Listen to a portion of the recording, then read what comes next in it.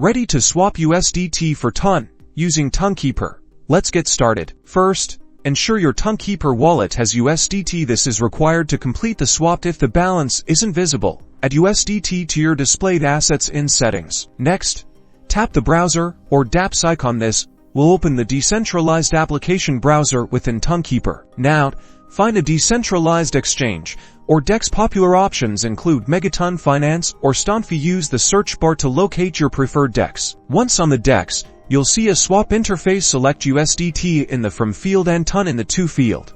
Enter the amount of USDT you want to swap. The DEX will estimate the amount of TON you'll receive. Pay attention to the displayed fees. Carefully review the transaction details on the confirmation screen. Double-check amounts, fees, and slippage before proceeding. Finally, tap Swap or Confirm Swap to execute the transaction. Tonkeeper will prompt you to authorize. Once confirmed, wait for processing. You'll receive a notification, and your TON balance will update. You've successfully swapped USDT to TON on Tonkeeper.